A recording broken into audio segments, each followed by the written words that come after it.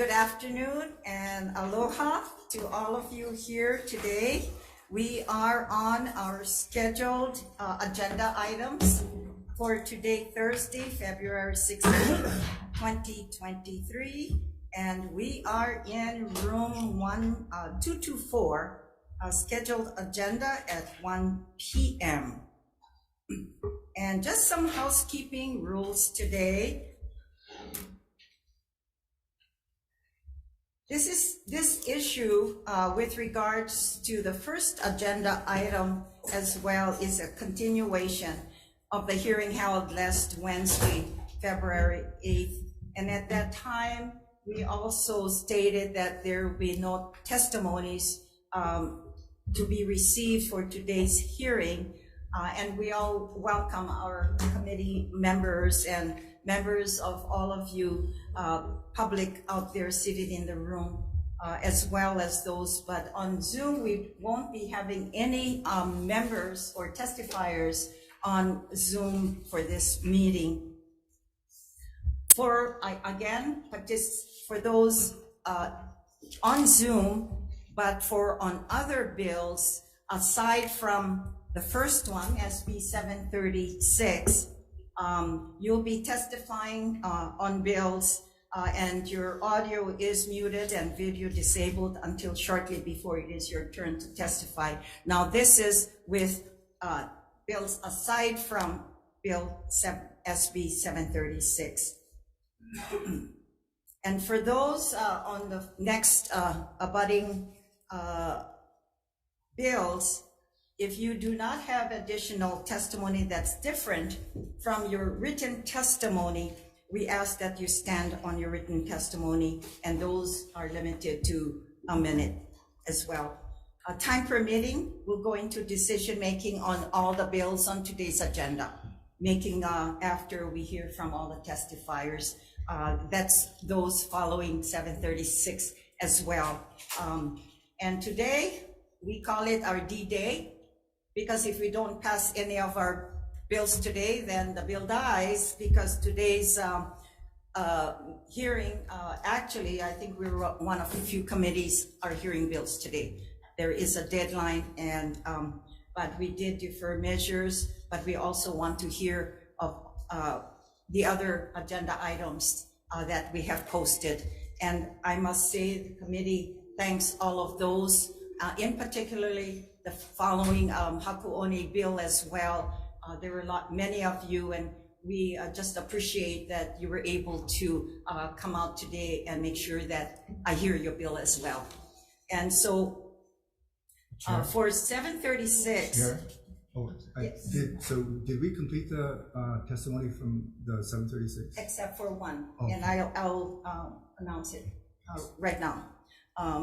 And so for SB 736, the first item relating to housing, since we got through the testifiers list last week and no testimony, as I did mention, has been expected for this bill, and I apologize except for one testifier, and her name is Dawn Morrissey. We weren't able to get to her, and I really apologize because we did conclude the meeting. And so after Dawn's testimony, we will continue to proceed with final questions for only those agencies, OHA, and I'm sure my members and of course HCDA, if members have any comments or questions they have, then we will go into decision making. So we want to make sure that all the bills today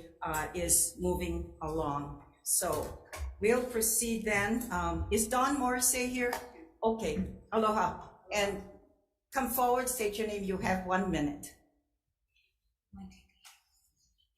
And again, we apologize for missing you yesterday. Not worries, Senators. Thank you, Senators. They say history, my name is Dawn Moraes, Dawn Moraes, but yes. They say history is written by the winners. In Kaka'ako Makai, history is being written by the wealthy. The opposition says people should remember recent history of Kaka'ako Makai, but their idea of history is very recent. So let's fill some of the gaps. When HCDA was created in 1976, its mission was to create communities that serve the highest needs and aspirations of Hawaii's people. That's what Director Nakamoto's testimony says. But everything hinges on what is meant by community and what is meant by Hawaii's people. In this recent book, Detours, a Decolonial Guide to Hawaii, which I strongly recommend, Tina Grandinetti tells us how HCDA defined that community.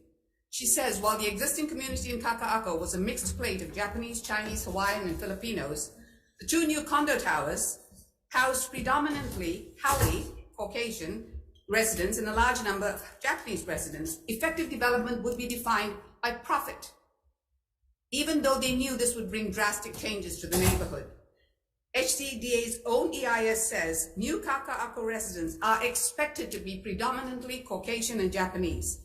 Part Hawaiians, Filipinos, and most other ethnic groups are not expected to be represented in proportion to their share of Oahu's population because they tend to have lower incomes. Kaka'ako planners effectively deemed Kanaka Maoli and working class families as undesirable. The requirements excludes those who most desperately need housing, and that 75% of housing demand comes from the working class, from low-income households, but they are not served by HCDA's mission. Many of those excluded are OHA beneficiaries. OHA is saying, let Hawaiians build on Hawaiian land. That's what this bill is about. As a settler, I feel I must stand in solidarity with them. Please, please move this bill forward. Mahalo. Thank you. Can we have your testimony, please? Oh, okay. Thank you. Thank you very much. That's okay. Thank you. Thanks. Thank you very much. I need to also, I understand Robert Peters came and he wanted to testify, but as I did say earlier, the testimonies from outside of the agencies has been closed. He did submit, and I would say I have his testimony, and Mr. Peters, we will add this to our testimony list of last week. Mahalo. Chair, at this time, I would like to call OHA as well, Chair Hululinzi, to wrap up in case you have anything else to add, and members, if you have any questions or comments. Aloha. And we understand you made a special trip because you've already had previous agenda on your schedules to be out of state, but we appreciate your presence here as well. Thank you, Chair, and thank you, Chair Miley, for allowing me to address you again. Good afternoon, Senators. My name is Hulu Lindsay, and I am the Chair of the Board of Trustees of the Office of Hawaiian Affairs. I returned from a meeting in Florida a day earlier than planned so that I could be here for this hearing. We are seeing a flood of misinformation about Haku'omi that is designed to confuse and mislead. This past weekend's Sunday Star Advertiser had too many examples of that. This is especially disappointing when it comes from people who have been fully briefed and given a look at OHA's plans. So let me once again set the record straight. This is the facts. OHA has said loud and clear that it wants to build residential on just 3 parcels, inland, not shoreline. The proposed legislation encompasses all parcels for simplicity and legal clarity. This is the fact. Many elected officials, including the governor, have declared housing to be the state's #1 priority. Well then, let's act like it is. It pains us greatly and should embarrass the state to see how many Hawaiians dominate among the houseless. The more residential units OHA is allowed to build, the more affordable and workforce housing can be built. Like all landowners, OHA will be required to set aside a percentage of its residential units for lower income households. While OHA intends to go above and beyond this requirement, higher density and greater height allowances will maximize this important community benefit. The fact is, the opposition portrays OHA as wanting to gouge taxpayers to fund repairs. No. What we are asking is for the state to address decades of neglect of the shoreline and damage as a result of the undisclosed deferred maintenance. OHA believes the state is responsible for funding at least a portion of the critical repairs that it failed to perform over many years. This is the fact. We have learned that the actual value of the land conveyed to OHA in 2012 is far less than 200 million. Had OHA received a 200 million cash payment, even conservative investing would mean a present-day value of $400 million. OHA is simply asking for what the law provides. Very simply, OHA was shortchanged and needs to be made whole. The fact is, the 2012 OHA Nadusky appraisal quotes the Hallstrom report, which expressly states that their valuation of $200 million was based on the assumed height limit of 400 feet. We did not dream this up. The fact is, access to the ocean at Haku'oni is central to OHA's vision. In fact, when OHA presented its plan to Friends of Kaka'ako, they marveled at the numerous planned public access points, far more than are presently provided. Native Hawaiian cultural practices are a cornerstone of why Hawaii has a public shoreline access today. So it is deeply offensive to be lectured about the need to protect the shoreline of this aina. This is the fact. OHA has developed a comprehensive master plan that reflects what the community needs. It features a planned Native Hawaiian Cultural Center and many amenities that the community welcomes, like kupuna and keiki daycare, healing centers, opportunities for businesses, and more. The suggestions from the opposition are made as if they are unaware of all that is already in OHA's plan. To our great dismay, one senator has allowed her opinions based on misleading information to be published on a website for public viewing. Her views are irresponsible. She accuses OHA of asking legislators to pass a bill without first doing serious study of the impacts and costs of our building. The fact is, OHA is indeed inheriting badly abused land from the state, but OHA will do what is right and what is required by studies and laws and addressing their findings prior to any construction. OHA is committed to the cleanup of its parcels at Kaka'ako-Makai, finally and fully transforming them into safe and productive land, into a place where Hawaiians can once again feel welcome. It is funny that the opposition wants to educate Hawaiians on environmental stewardship. It's in our DNA. The fact is, the Haku'oni Master Plan includes a broad, welcoming shoreline promenade for everyone to enjoy, as well as nearly a dozen public access points for fishing, surfing, and cultural practices.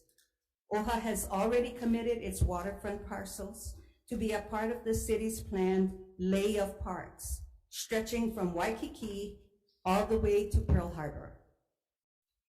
The fact is, Native Hawaiians are not a monolithic community, which means we often hold differing opinions. We caution the opposition against engaging in casual cultural appropriation, invoking Native Hawaiian words and values to justify their opposition. OHA is one of the largest Native Hawaiian entities created by the Hawaii State Constitution to serve Hawaii's indigenous population. Patronizing us by trying to school Hawaiians in environmental stewardship adds insult to injury. The fact is, our culture demands the utmost respect and care for our Aina. Doing right by Native Hawaiians and all of Hawai'i is our kuleana. We take our stewardship of Haku'one seriously, and we understand what it represents for future generations. Like the young man who testified last week with hopes he might one day be able to live in Kaka'ako. The fact is, OHA owns 9 parcels in Kaka'ako Makai, representing only 14% of all land in the area. Of its total 30 acres, OHA has committed 10 acres to parks and open space. As a result, Haku'one will actually increase the amount of open and park space in Kaka'ako. The opposition presents its arguments as if our 14% of Kaka'ako Makai is all of Kaka'ako Makai. The fact is, OHA aggressively cleaned house. In 2022, you may have seen the coverage with new leadership in OHA, stricter policies and controls, and a commitment to transparency. We know we will be judged by our actions. We expect our beneficiaries and the rest of Hawai'i to hold us accountable as we strive to fulfill our sacred mission. Getting these restrictions on residential development lifted will clearly be the way we want for us to better address the needs of our beneficiaries who have waited long enough. Mahalo. Chair will open up for discussions to OHA. I have one question. So out of the 9 parcels, what is being considered for the residential part? And how many buildings? And members, we have their maps and their product here that was pretty well done. And I ask that others here to look at the plans because I've seen, this is a great plan, open space, a lot of areas of promenade and walking. So out of that, I think the question has been, how many of the parcels are going to be considered for the residential side and how many buildings? Just 3 parcels.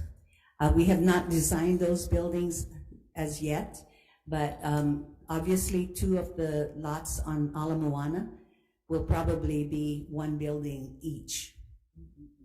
Okay. Okay. Any questions or comments you'd like to ask the chair? Senator Ihara. We got a unsigned, but you know that information piece that was sent out that had links to, I think, 11 reports on hazardous waste and so forth. I assume it came from HCDA. It didn't have an author on it. This is it. It's called, and I just got it yesterday. Information for the joint committees. Let's see. Yeah, it lists many of the hazardous waste, and noted. Who is it from? Is it from? This is from HCDA. Oh, okay. Senator. Yeah, yes. It's up to the chair. Do you want to ask a question for HCDA? Yeah. Chair will call right. HCDA. Okay, thank you, Chair.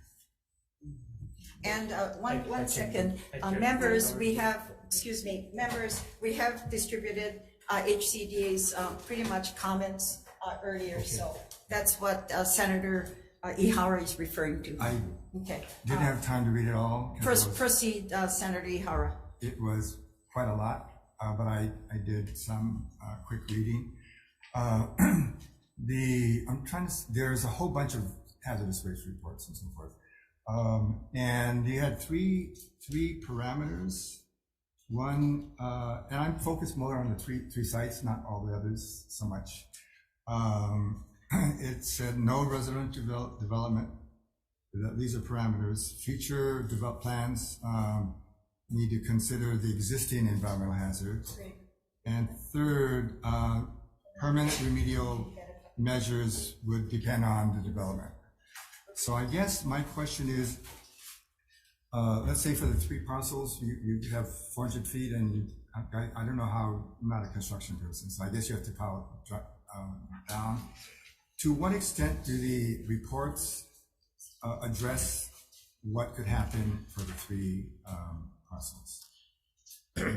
Thank you, Senator Ihar, for the question, and thank you, members of the committees, for inviting me back again, and thank you, Chair Lindsay, for your comments.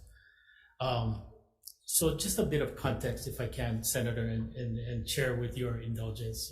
Let me give a little bit of context to this, because I know it was a lot of reports, but it was kind of more. A lot of it was in response to your questions, Senator. Some of Senator Favella's questions and Senator McKelvey's questions as well. So that was what this was trying to respond to. So these reports kind of started with the Edward Noda reports in 1997, 1998. That was a brownfield study that was, done through the Environmental Protection Agency. That was the Edward Noda study. Craig, just 1 minute, Senator. I think in all fairness, Chair, your planners that did the plans, I would allow them to come and sit with you to go over the comments from HCDA if you know who you need. Yeah, okay. If you can bring your chair and just sit here. This has to do, I think, more with the comments on the EAs and the EISs, so you can kind of, and you can you share that with him? And proceed then, sorry about that. No problem. And Chair, also my Director of Planning and Development is also outside too, so I may call him in if I need to. Can I ask for fairness, did Oha, did you know about this? No. Okay. Oh, I'm sorry. Yeah, okay. Yeah, we distributed to the committee members, because these were responses to committee members, but happy to share. So the Edward Noda report was the one that started, so that was the brownfield study, right? And then after that, there was a series of reports that were actually requested of us by the Department of Health. And that was the so-called Limtiako reports that everybody is, familiar with. So the brownfield report by Edward Noda, the Limtiako reports that were in 2009, they were, and I'm trying to make a clear distinction because I didn't do a good job at the last hearing to make this clear, but these were environmental site assessments, not EISs or EAs under Chapter 343. So these were environmental site assessments, phase 2, that were done to look at the contaminants on the site. I'm not going to say hazardous materials, but contaminants on the site. And as a result of these Limtiako reports, there were actually 3. Started kind of in June. There was a June 2009, and then I think a September 2009, ending with what's known as sort of this remedial alternatives. And all of the Limtiako reports sort of assumed and noted that no residential development, was allowed in Kaka'ako at the time, which was true because the 2006 law had already been passed. They had looked at, that future long-term plans and development for Kaka'ako were still a bit far away, so they also assumed that. And they kind of assumed, I think, industrial commercial uses. So their remedial alternatives, there were 6 of them that they went through, right? And they kind of went through 1, 2, 3, 4, 5, 6, and they kind of said, at the base of practicality, what can be done, what cannot be done. They looked at capping, for instance, right? Asphalt capping, and so that was done at the piano lot. I think we did that back in 2009. We capped that lot working with DOH. And then they looked at other alternatives like excavating contaminated soil and safely and compliantly disposing of it, and then bringing in new clean soil. especially if there was going to be excavation work. And that's something that at that time, Senator, I think they dismissed as being not practical. They also looked at soil washing as another alternative, and they also viewed it as, not practical. I think the reason why at that time it was industrial, commercial, or kind of slab on grade construction was being considered, and they said, okay, you can put all that on a slab, on an asphalt slab. I believe that if something more extensive, intensive than a slab on grade construction that requires a footing, that requires foundation, and I'm not an engineer, but it's going to require some digging. It's going to require maybe soil that has to be, moved and remediated. So those are the kind of things I think that are going to have to be taken into account by, frankly, any developer. And no different that you allowed and worked on the previous developments pre-OHA 2012. Because what you're explaining is no different than the process that you use for all the new developments that are occurring now. Am I correct? Well, I think the difference, Senator, might be, so if you're looking at Kaka'ako Mauka, for example, Kaka'ako Mauka, that's one thing.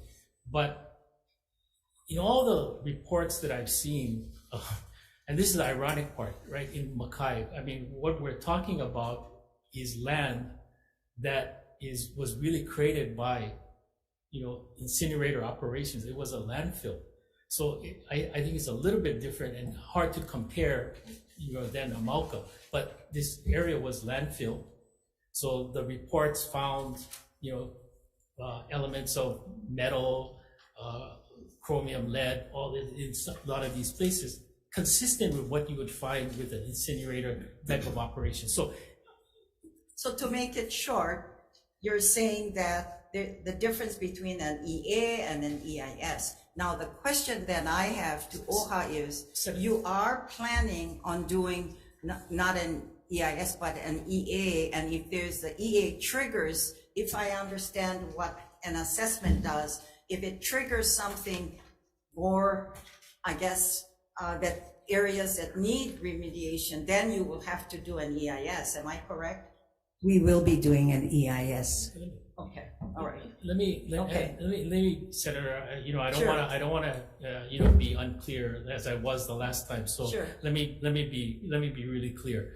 So an EIS is a Chapter 343. Yes. Right. Chapter 343 is triggered upon the occurrence of certain things like a state action or use of state lands or use of state monies and so forth. And I believe, yes, that OHA, when they're at some point, they're probably the triggers for an EIS are going to be met, and they're going to have to do it. Similar on our side, the ACD side, if we propose some kind of action like a rule amendment or something that's going to have some significant, difference from what we have now, that might also be a trigger for an EIS. After they complete their development EIS process, because you're not in the picture yet. You're in the picture only after the completion of their EIS reports, right? Yeah, Senator, if I can finish, Sure. I'm sorry, because I know I don't have a lot of time on this, Sure. but let me finish.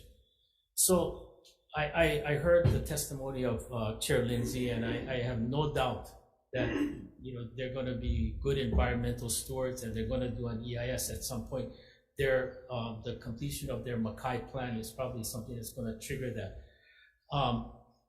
I think my point in bringing all these materials to the committee was an EIS is a disclosure document, basically, at its very core. It's a disclosure document. It discloses certain impacts as a result of certain action. And what I would say is that what this committee is trying to do is to make a decision on whether residential, an increase in height to 400 feet and density So, and this is increasing, allowing residential on all 9 parcels and increasing height and density on some of those parcels.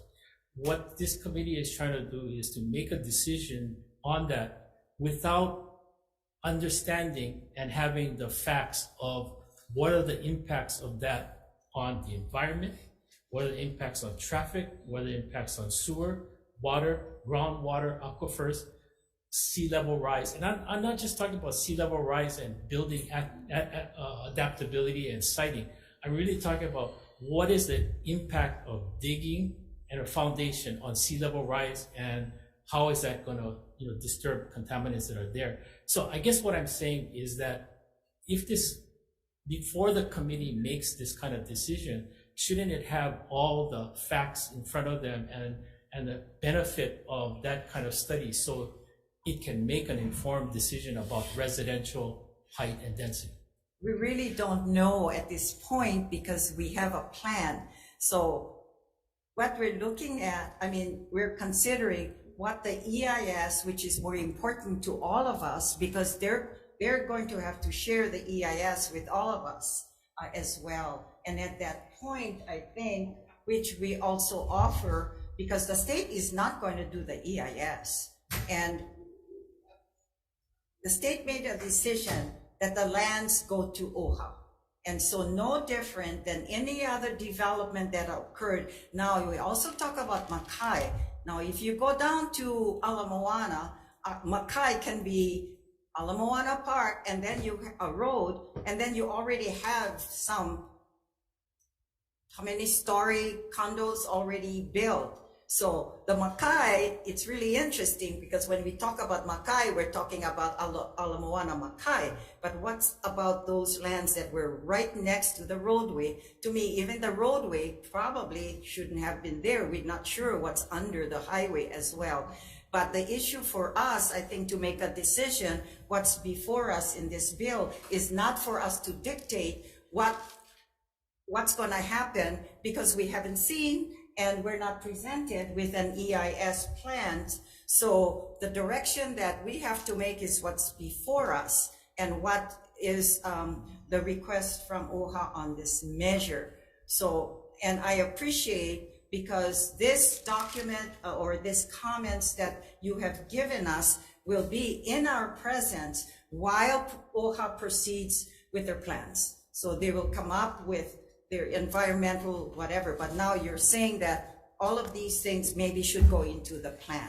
So Senator, And no, it's no different than any other counties looking at how they develop plans in the future, because nobody can predict what happened. I have a question for you. I have a question for you.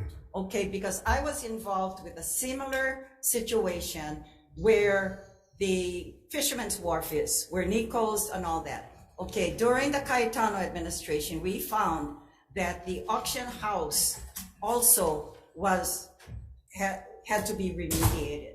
So, and you would never know if the state would allow the development of that Fisherman's Wharf and auction houses. So we went through these plans until such time that you do an environmental assessment or an EIS, because you never know what's under there. But for us to predict without the actual facts, to know what's under our roadways, knowing that, and we all know what the lands were, as you mentioned, it was pretty much an industrial, area. So Can I ask about, Sure. not so much an EIS, what triggers an environmental site assessment?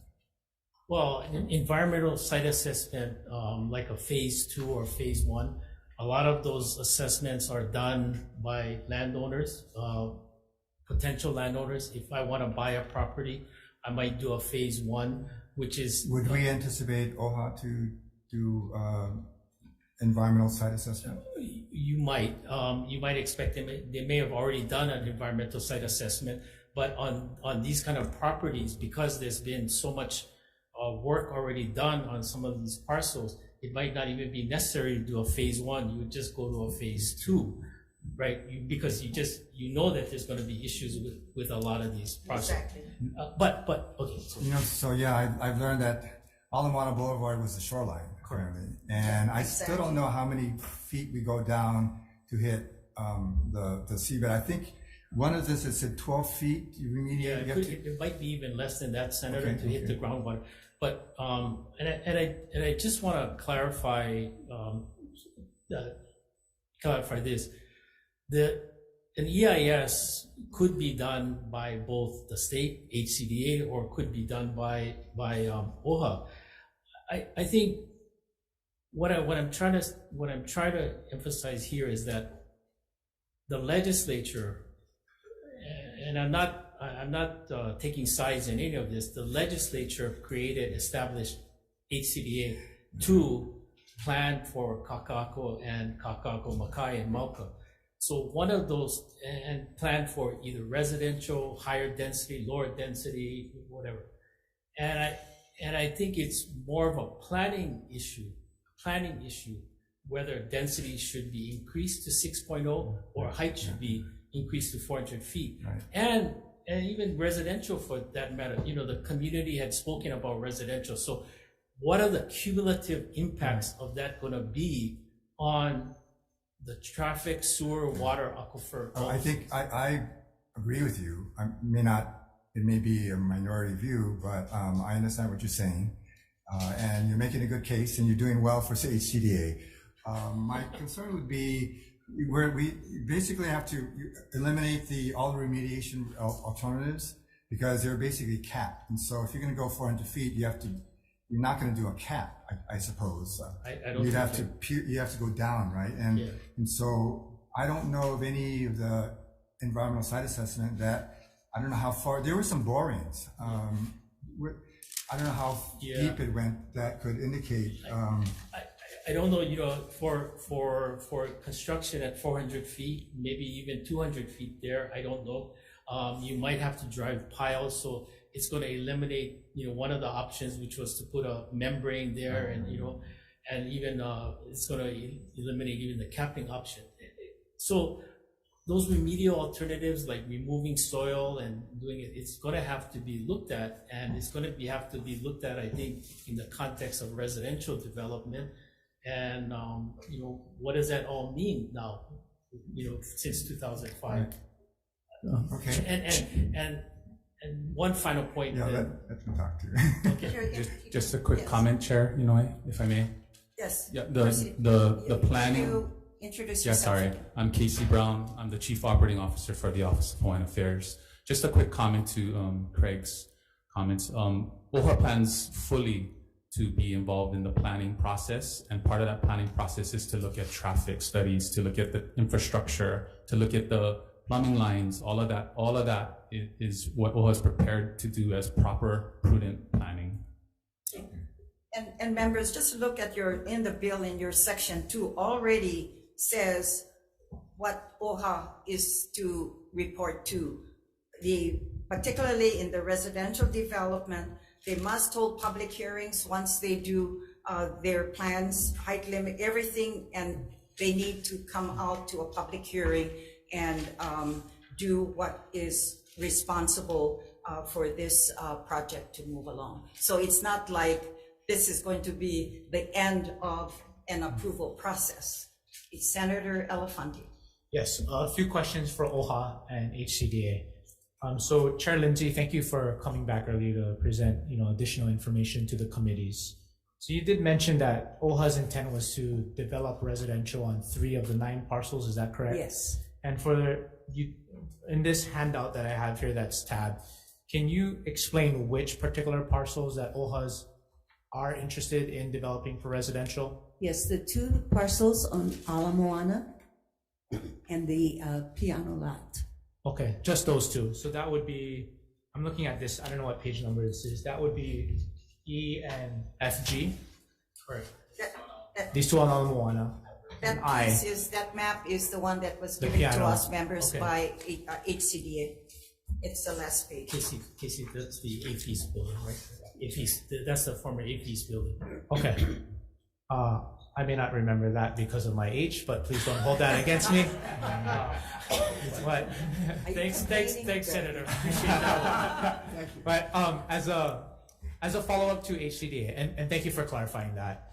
So is it your understanding, Director Nakamoto, that OHA would have to come to HCDA for approvals if there were to be residential development on those said parcels? There's still, the settlement agreement makes OHA agreed to be subject to our zoning laws and rules. And so they would have to come back for development permit approval. That's Okay. correct. And then finally, is it your understanding that OHA would have to lease that, or could they sell those parcels? Development. Yes, go ahead, Mr. Brown. Thank you, Senator. Yeah, that would be the landowner's choice on how we structure the ownership interests and whatnot. Okay. And as a brief, quick follow-up to that, if it were to be your choice, what would be the intent? Well, at this point, we plan not to sell any of the lots. Okay. Thank you. Thank you, Madam Chair. Sorry, can I do one follow-up to you, Senator? I think with respect to, since you mentioned the public hearings, I think what I prefer, if the committee prefers to move this bill out, I'd want to keep our current, contested case hearing mechanism in place. I do not prefer to exempt OHA from the public facilities dedication. I think there are ways to work with OHA on the public facilities dedication, the form of it. I prefer not to exempt anyone, any landowner from that, except for the, like Ile prerogative. I prefer those things not be, they would be taken out. Can I ask about that? Yeah. Chair, did I hear you right that you were okay with taking out the exemption from the reserve housing, or did I mishear you? When you, at the beginning when you spoke, you said that you would be, would be providing, doing the requirement, but I might have misheard you. No, I don't think I said. Okay. I said if anything, we may increase it. Okay. Increase okay. to Senator, 20%. Okay. Senator, the bill doesn't exempt all from our reserve housing requirements, so they would have to follow our reserve Okay. housing requirements. Thank you. Okay, can I, just to add, you haven't heard our recommendations yet. So let me add, and the chairs, in one of my recommendations, when we do decision-making, we'll be adopting your recommendation amendments. And so if you have someone here who can remember what I'm reading, first was, we're gonna delete the provided further on language on page 23 of the bill, lines 19 to 21. And we will, okay. You got it, Greg? Sorry, that's Okay, page that's page 23, and my recommendation is to delete 19 to 21. Okay. I got Okay, it. we're also going to delete on page 24, the next page, lines 1 to 20. And on page 25, we're gonna delete, our plans are to delete lines 1 to 7. So that would be our chair's recommendation. So if that kind of addresses some of your concerns. Except for one, Senator, if I can add. Sure. On page 26, line 12 through 21, that's the section on Page Dedication. 26, line what? line 12. On section 3. That's section 3. Yeah. Okay, to what, line what?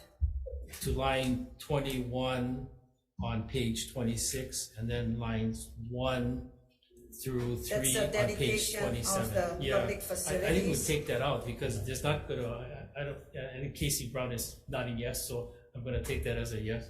So on page 26, line 12 through 21, Okay, and then take out on page 27, lines 1 through 3. so rules adopted by the authority pursuant to subsection A shall not apply to residential Right, developments because- approved by the, Casey, you got that? I'm not sure if that's going to be part of our recommendation.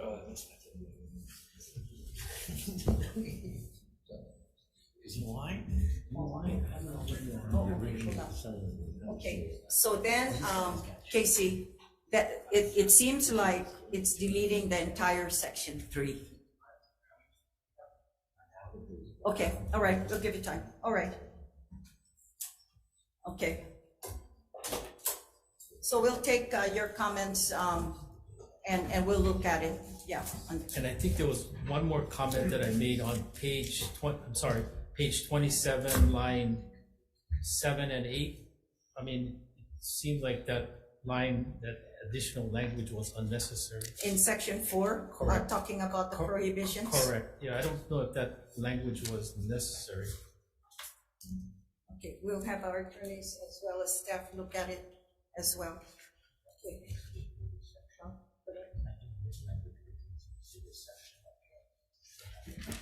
Yeah, it could. Anyway, that's a question I had. I think Okay, that was our. we'll just take your comments seriously, as well. Thank you. We'll work with, and check with our staff. Any further comments with regards to both, OHA and HCDA?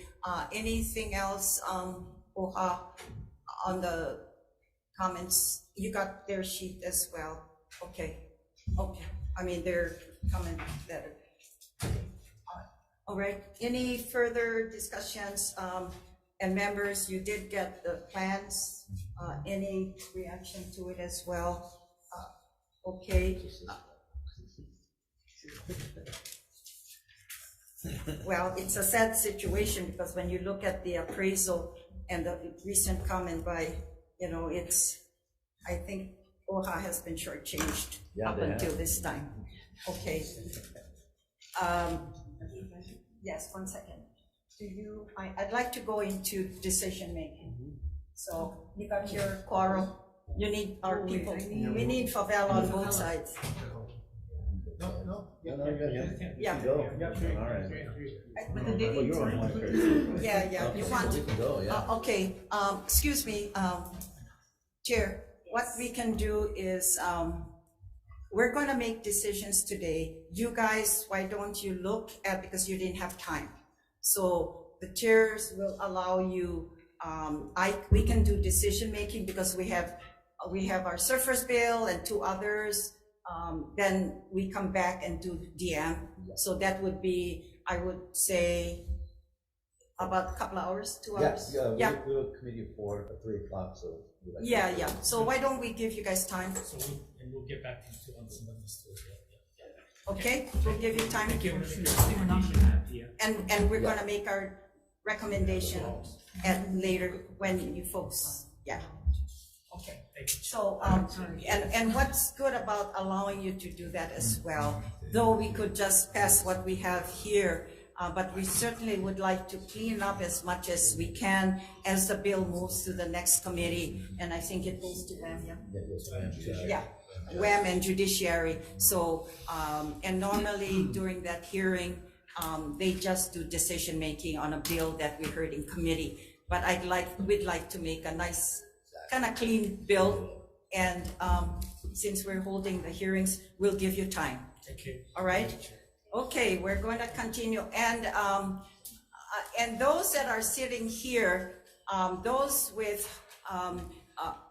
let's see, the OHA's measure, if you don't mind, get out of your seats because we have the other hearings that we're going to complete, then you can return later.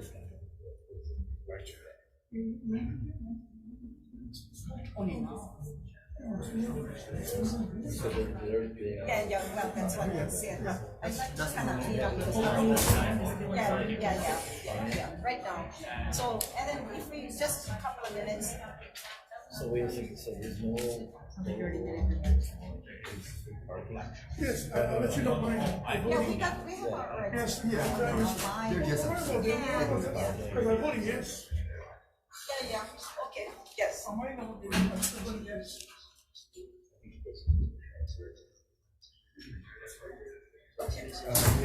Yeah, because they're, the people who came from the first bill are leaving, and then so the other bills are coming in, so that's Yeah, all they're that's doing. something. Okay, all right, we're going to continue, members. Let's have some order here. For those of you relating to SB 1034, we're going to proceed with that as well. Can we have the doors closed? Yeah, I got it.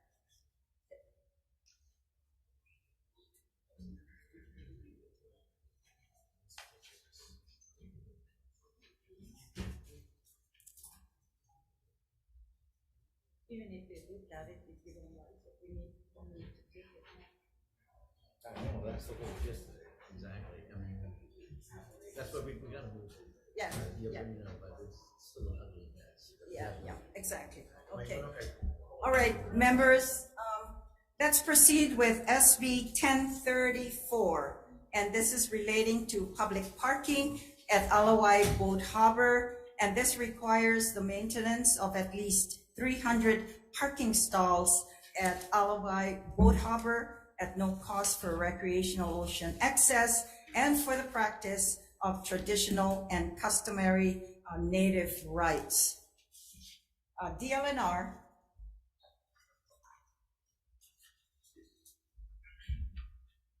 Aloha, chairs and vice chairs, committee members, Laura Ka'akua with DLNR. The department stands on our testimony in opposition, and we did want to just clarify a couple points, if possible.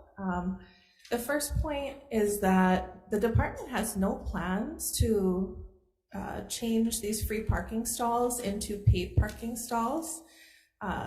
We absolutely support community use and recreational use for surfers, families picnicking, people swimming, people just out there enjoying. That's exactly what we want them to do. It's just that we would like the flexibility to be able to work with a private partner in the future. And so that's why we're in opposition, not because we have any plans to change the current status quo. And I did want to just caution, when we're talking about traditional and customary rights, there's, that's a very sacred area.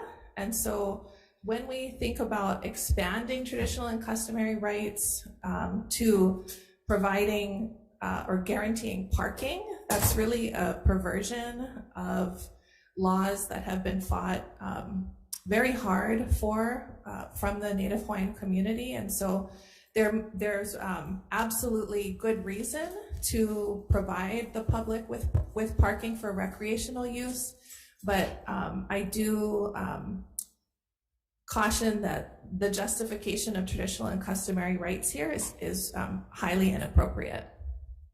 Okay, thank you. Any questions? You're gonna be around? Absolutely. And you got Dobor folks here as well? Yes. Okay, Ahomoku? Okay, late testimony in opposition. William Saunders, Save Our Surf. Yes.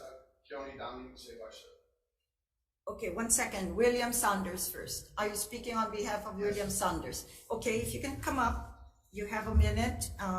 State your name and continue with your testimony. Thank you. Keone Downing, Save Our Surf. You're not, you're Keone Downing, but you're not William Saunders. No, I'm not William Saunders. Okay, can you wait until we call you? Sorry about that. Oh, okay, all right, you're representing the Save Our Surf then. Yes. Okay, all right, gotcha. Please proceed. Okay. We support saving 300 stalls as free parking. This started over 25 years ago. My father, part of Save Our Surf, fought for free parking. In 2008, with the state, they went together and they gave up over half of their free parking because the state needed it for boating. Okay. In 2020, the state tried to come back and take away 125 of the 300 parking stalls left. Now, they say they don't have immediate plans, but immediate, what does immediate mean? Their progression has shown they've only wanted to take away parking. They even had, they weren't a part of it, but I don't think they had opposition to a bill that went through last year to turn it into paid parking, which died. Now, in written testimony, they mentioned that the money from the parking was going to go to fix the harbors, LOI Harbor. That's not true. The money from parking goes into a general boating fund to fix all harbors in the state. I think if it's money that the state's worried about, then maybe we should start looking at a bill that allows the harbor that the money is generated from to be fixed first before the monies then get distributed to the rest of the harbors in the state. Summarize then, Q&A. So, summarize. I always ask myself, why? What will the impact be? What is the intended result of change? Have you contemplated the unintended consequences? And what is the balance? To me, it's all about balance, especially being a surfer. Thank you. Mahalo. Okay. Ronald Iwami, Friends of Kevalu. You going to speak on behalf of Friends of Kevalu? Yeah, okay. Sure. Okay. State your name. Thanks. Good afternoon. My name is Darren Tanaka. I'm speaking on behalf of Ron Iwami for Friends of Kewalos. Good afternoon, senators. I'm going to read a statement prepared by Ron. My name is Ron Iwami from Friends of Kewalos. We are a nonprofit dedicated to protect, preserve, and Malama Kewalo Basin Park and the surrounding shoreline to ensure the recreational user will continue to have access and the ability to enjoy the area for future generations to come. With that said, Friends of Kewalo strongly supports this bill to keep the parking free for the recreational users.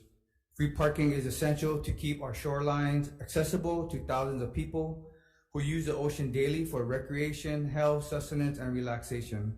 With all the traffic and density of the city, we all need a place to be able to breathe, see the horizon, and escape the rigors of life. I surf almost every day for these reasons. It is a way of life. Thank you for this opportunity to share his thoughts. Ron, thank you. Thank you very much. Okay, Surfrider Foundation or Ahu Chapter, Natalie Warner, or representative. Aloha. And again, we'd like to thank all of you folks for being with us for us to move today's agenda to today's agenda. Thank you. Aloha. Aloha. Thank you for introducing and hearing that bill. My name is Natalie Wona, and I'm testifying on behalf of the Surfrider Foundation Oahu chapter. And we are in strong support of SB 1034. I'm standing respectfully on my testimony, but I would just like to emphasize that it is very important that the protection of the parking goes into statute, because this has been a very long fight for the people of Hawaii, and like making it into a law, it will finally put an end to it, because the board has shown with its action in the past that it does not really have the interest of the public in mind. And it is also important that we act now, because once we enter a public-private partnership, it might be too late. We don't know what the development holds in plan, and we might lose the last free access that we have in Waikiki. So thank you for the chance to testify. Mahalo. Thank you so much. Thank you, Natalie. Okay. Surfparking.org, Kate Thompson.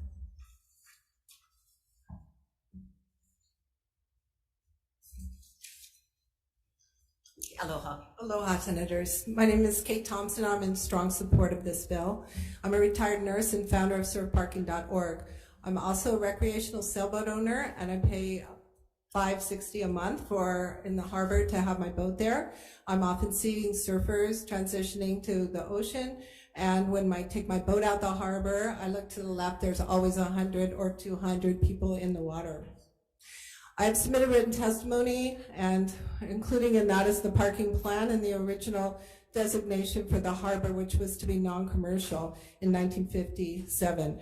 2 decades of public testimony has shown that the public wants to keep these 300 free recreational parking. And we're talking about this pink area on the map.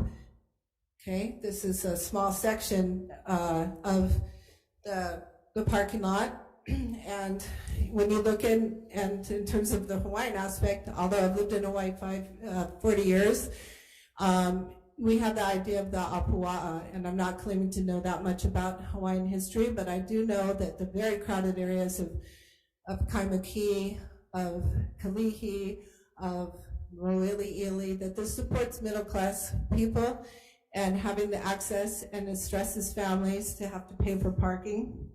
We believe that is with you, the legislature, are the best people to make these decisions because you hear the voice of the people.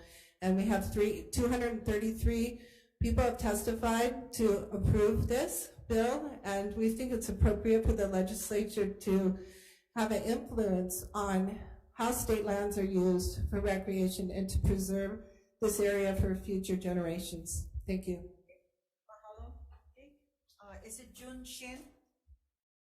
Individual in support, Kelly Lucero, Parker Sage, and these are all in support that did say that they'd like to speak. Lisa Abbott, Emmanuel Paglinan. Aloha, thanks for the Angelina. Yes. Sorry about that. Okay. Yes. It's a hard one. Aloha, everyone. Aloha. My name is Emmanuel Pangelinen. I am a surfer speaking on behalf of the local surf community in strong support to guarantee at least 300 free parking stalls at the Alawai Boat Harbor. Free parking means free access to the Aloha spirit. Hawaii's greatest gifts to the world are surfing and the Aloha spirit. They are the cultural lifeline of Hawaii. The free parking allows locals to the best waves on the South Shore, from Kaisers to Ala Moana Bowls. It is an iconic spot which cultivates the spirit of aloha. Why? Surfing frees the spirit, relieves tension and anxiety, and offers great cardiovascular activity, all essential ingredients to the cultivation of aloha. To make locals pay for parking is to hinder the creation of the aloha spirit. The alternative to paddle across the channel from Magic Island is simply dangerous. Please let surfing and the aloha spirit be free and safe by guaranteeing the 300 free parking stalls. Thank you. Thank you. Mahalo. Okay. Kahialani Inoka, and these are all in support. Aloha. Aloha, my kako. Thank you for having all of us and every familiar face in here.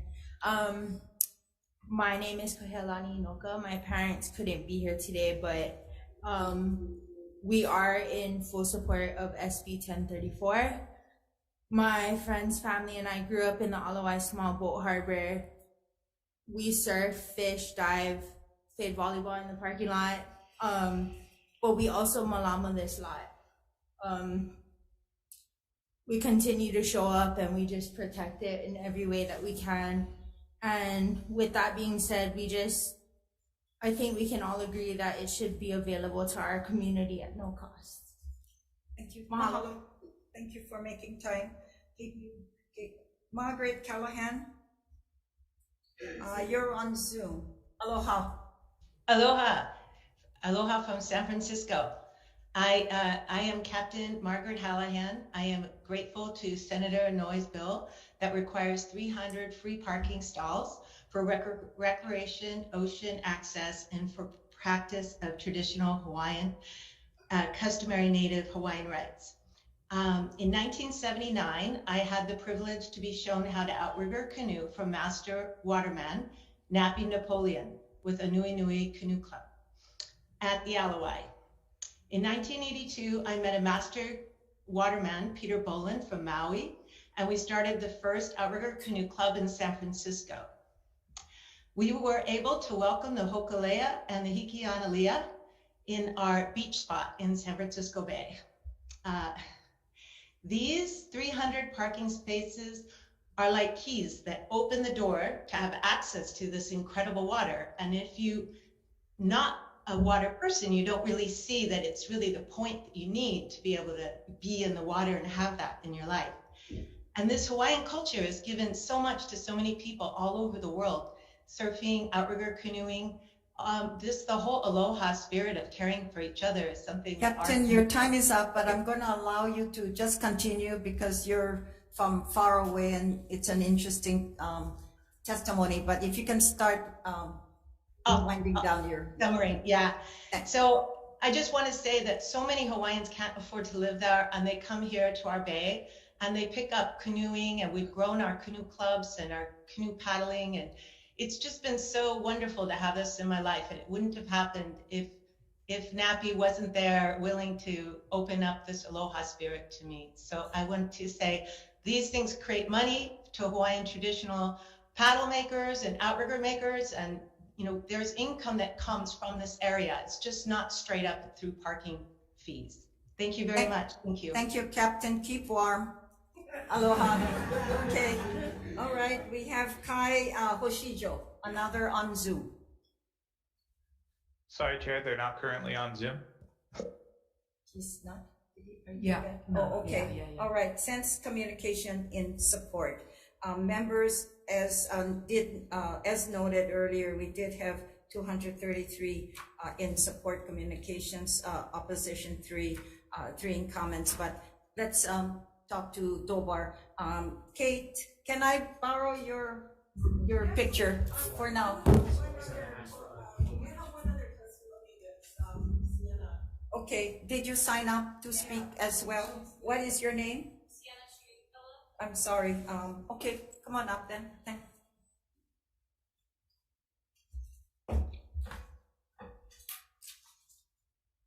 Okay, aloha. Yes, Aloha. please. My name is Sienna Streamfellow, and I testify in strong support of this bill. I'm a surfer and sailor, and I stand on my written testimony, but wanted to make a quick point about my experience. I grew up living on a boat in the Alawai Small Boat Harbor with my father. Having grown up living full-time in the harbor, this place is my home, and taking care of it has been my kuleana from a young age. I have mistrust in Dobor, and so does the public, to protect our parking spaces. I've watched them take away parking spaces since I was a keiki living in the harbor, and we need to have this statute to protect our future generations' access. There already is a statute about the Alawai Harbor, so this amendment to include parking should be done as well. Mahalo. Okay, thank you so much. Okay, Dobor.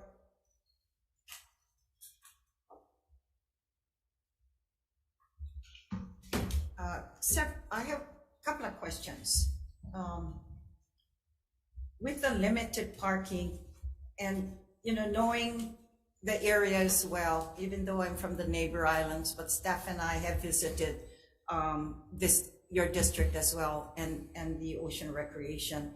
I'm not a surfer, but I'm a fisher person, and I love swimming. And you can't take away what you grew up with, particularly when it comes to recreation. However,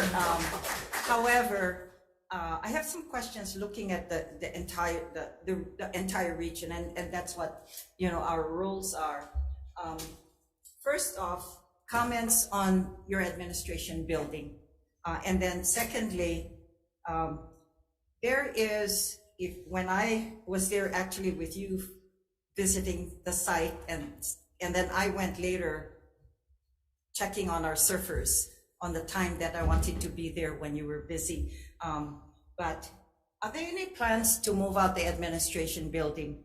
And I know you guys suffer with parking and the small office you have. And why I raise that, because if you take away, knowing the division, you don't need to be there. No, really, the administration office, because you can be anywhere with technology now. So when you look at the parking area, that could be an addition to more parking. Now, during one of the visits, I understand there's a building, and is it called the men's something, or somebody's leasing for a private club? Hawai'i Yacht Club. Okay, where is that on this map? Pointer.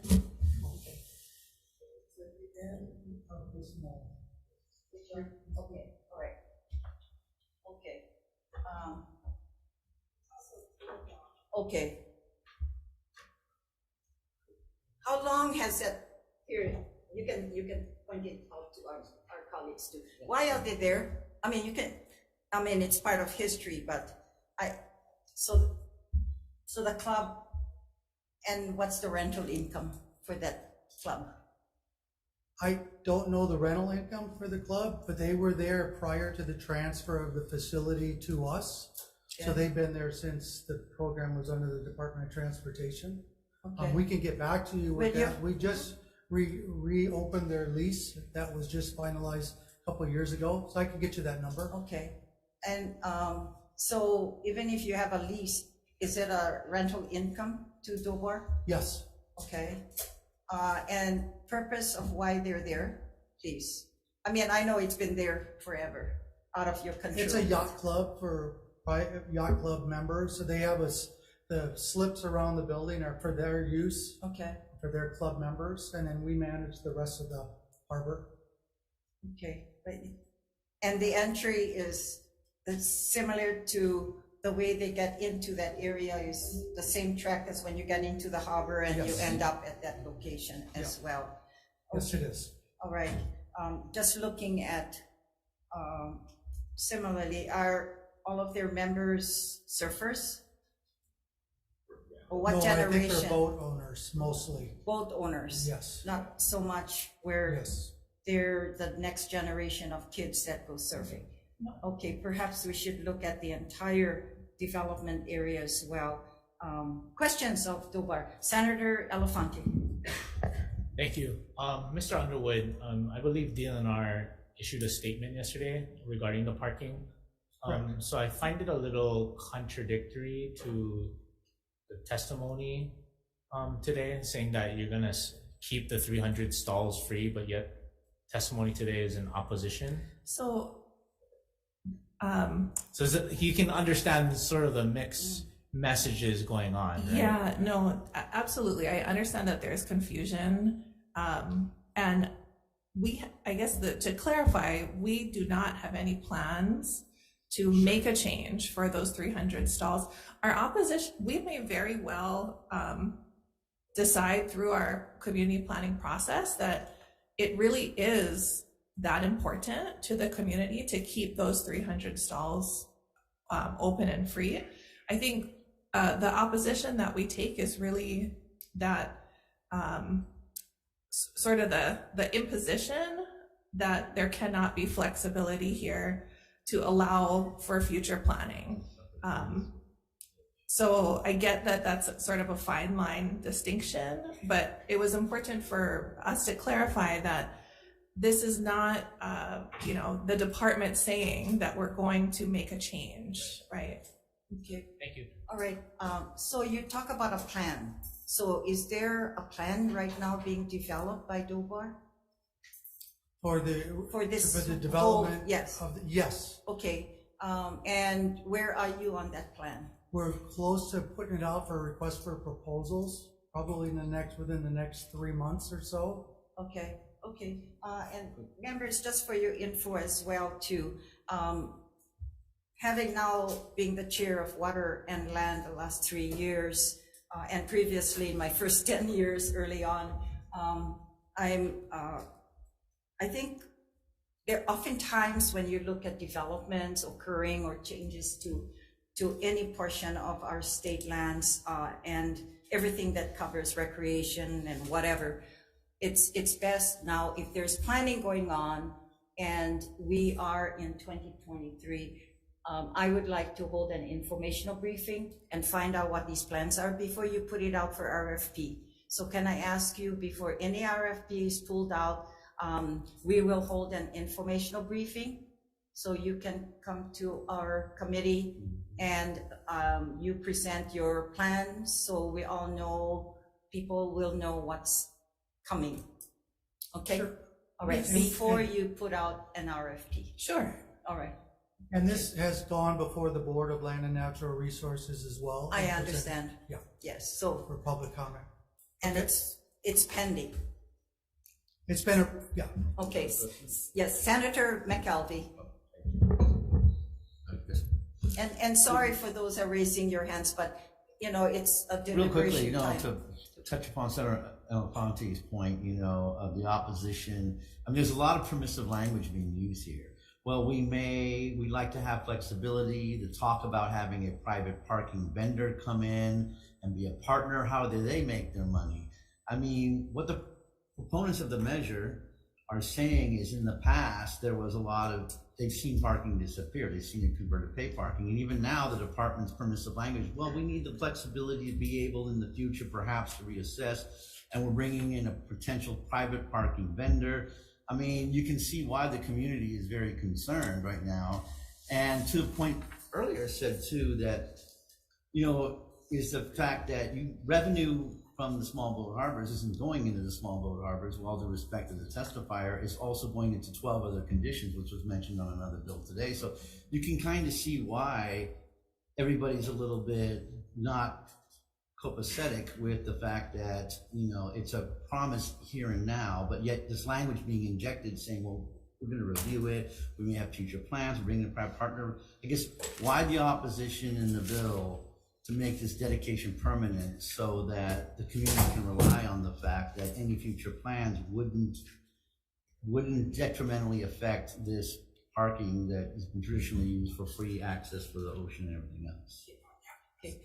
Another point, I've received some calls and some emails sent to my office personally, and sorry if they haven't sent it to you, but my understanding as well, even though it's free parking, surfers are there, but I understand there are some workers, particularly those coming from, I guess, the Prince Hotel, because that's the closest one, parking there that uses the parking. Are you aware of that? Yes. Absolutely. And so what has construction workers. And they, if construction workers, then if they're working across the street for those high rises, that means that they'll stay all day. So that's one of the issues with having the free parking, is that they can be filled by others. Workers. And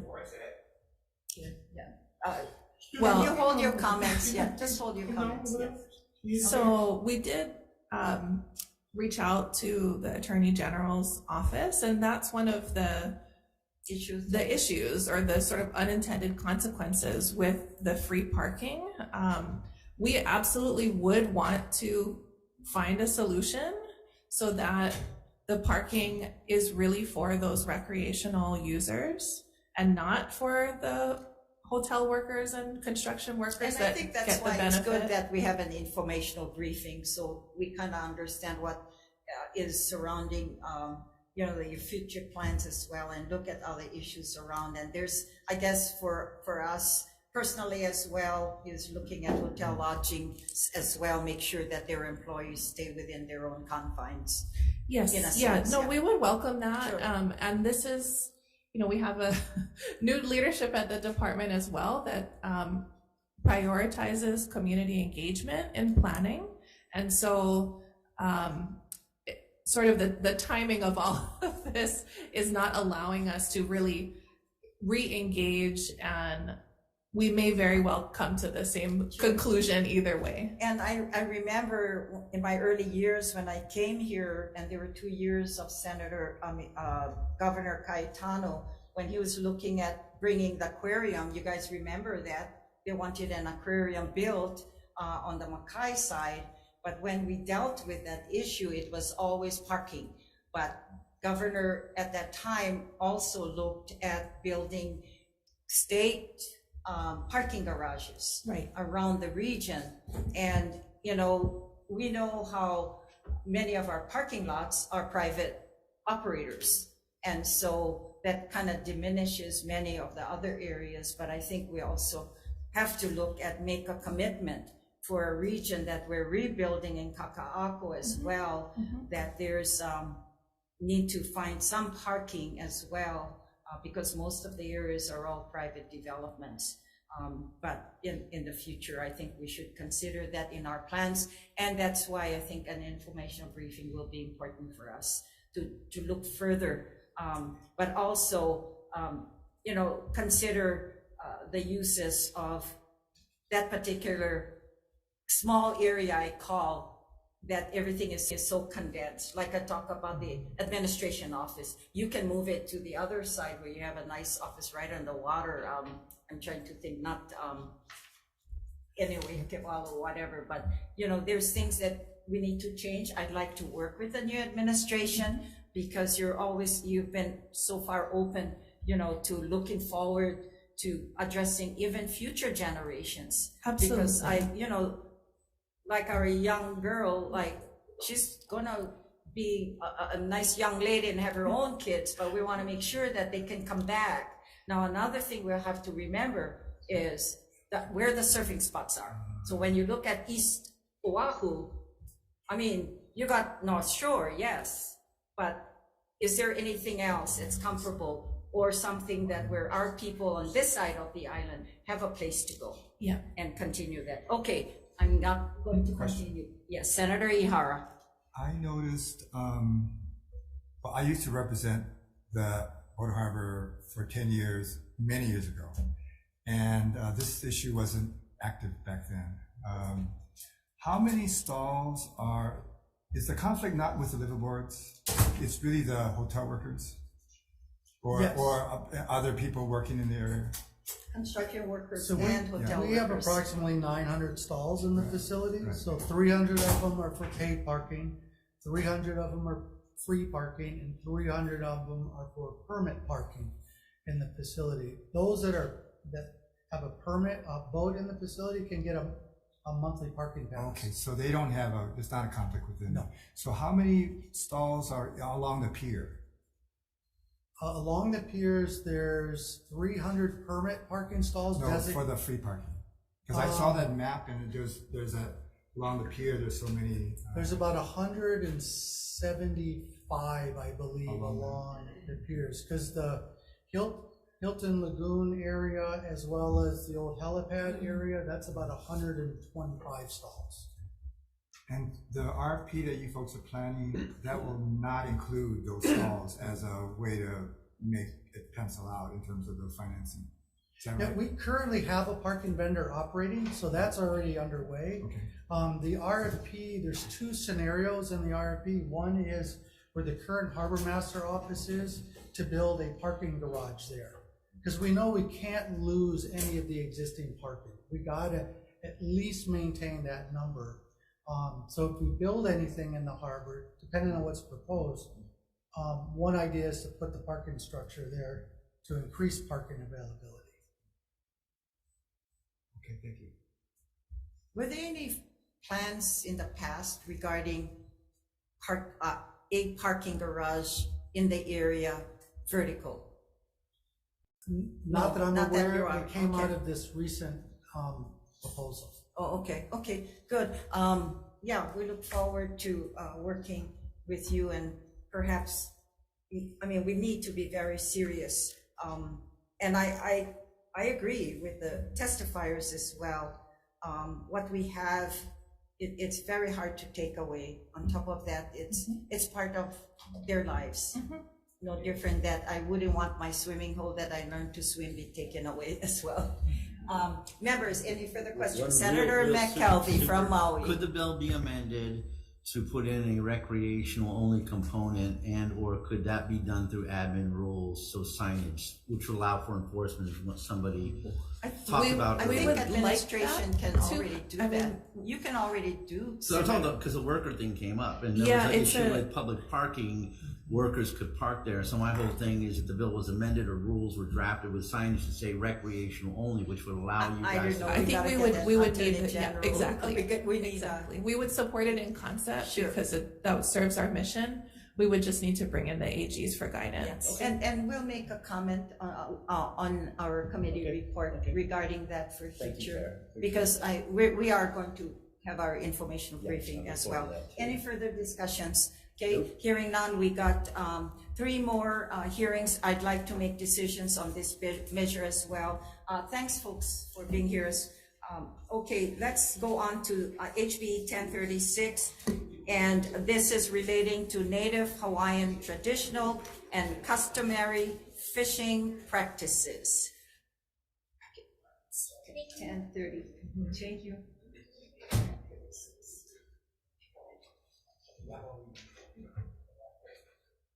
And folks, you're leaving, just to let you know, we will be making decision today. Okay. All right, 1036 DLNR. You want your map back?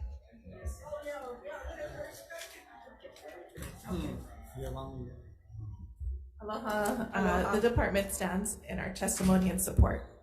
Okay, Office of Hawaiian Affairs regarding 1036. Aloha, good afternoon, chairs, vice chair, and members. Captain Poi, interim chief advocate at the Office of Hawaiian Affairs. With respect, OHA does stand on our written testimony noting our concerns, and I do want to add that since we submitted this testimony and with the deferred hearing, DLNR folks at the Division of Aquatic Resources did reach out, and we're trying to work through some acceptable solutions as the bill moves through session. So, mahalo. Okay, all right. And if we don't, but you're talking about as it moves, do you folks have an amendment or? Okay, all right, thank you. Okay, Ahamoku sends communication in support. Is anyone here wishes to speak to SB 1036? Okay, aloha.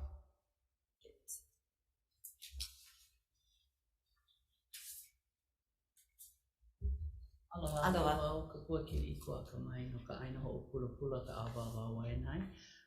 I just stand in support, and also especially more so that OHA is trying to work it out, because that's what we always want to try and do, is to work it out. Exactly. Thank you. Mahalo.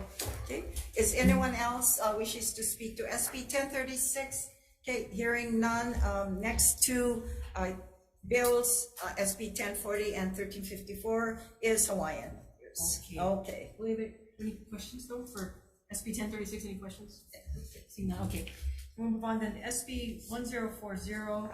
This requires DHHL to establish a Hawai'i pilot program on the leeward coast of Oahu. So first up, we have DHHL with comments.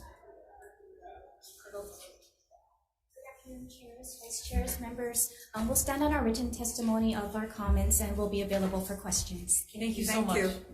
Next, we have James Koshiba for the the governor's office. Since we submitted a joint letter, I'm going to ask DLNR, and I think Governor's Chief Housing Officer Nani Medeiros might also be joining us. Thank you so much, Mr. Koshiba.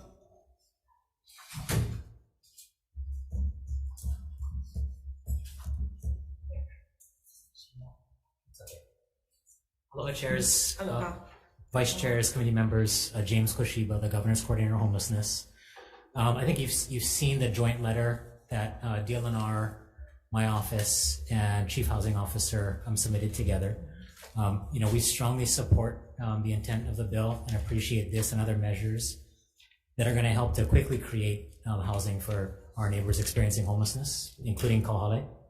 Our suggestion for the bill is that our understanding is that the portions of the bill related to exemptions that would help expedite development, and I think we laid it out in our letter, Section 3, subsections E to J, are broad, and our understanding was that the committee members had some concerns, maybe community expressed concerns about the broadness of those exemptions. So our suggestion is to remove those elements of the bill related to exemptions, and that our agencies will work together to craft rules that can create a more kind of crafted pathway to expediting Kauhale projects in the future. Thank you. Okay, Thank you. Thank you very much. Let's see, and that brings us to this Hawaii Emergency Management Agency with comments. Then we've got, are you on Zoom? Aima? I'm sorry, Peter, can you hang on one second? Hi, this is Adam Weintraub with the Hawai'i. Apologize for the delay in coming on board with my video. We stand on our written testimony providing a comment on 1040. We do have some concerns that some of the language in the bill could have unintended consequences for the National Flood Insurance Program, and otherwise fully in support of the intent of the bill to provide additional housing, but did have some technical concerns about unintended consequences. Available for any questions. Thank you very much. Next, we have the State Procurement Office with comments. Sorry about that. Okay, no problem. Office OIP with comments. Hawaii Substance Abuse Coalition in support. Hawaii Health and Harm Reduction Center in support. Opportunity Youth Action Hawaii support. Malama Makua support. Environmental Caucus of Democratic Party in support. Hui Kako'o Aina O'Pulapula opposition. And then we have individuals. Juanita Brown Kawamoto support. Homelani Shadell opposition. It's here on Zoom. Kapua Kili'iko Kamai opposition. You want to come forward? And then she'll be followed by James Parker Rodriguez. Aloha. Aloha. Before I begin, is Homelani on the Zoom or is she coming in? I'm not sure, yeah. If she comes later, we'll call her up. Yeah. It's here, but yeah. Aloha, Owa Kapua Iko Kamai. Aya ao noho, I ka aina ho o pula pula ka awaba wainai. I ki e manawa ma ka makahiki kanaha.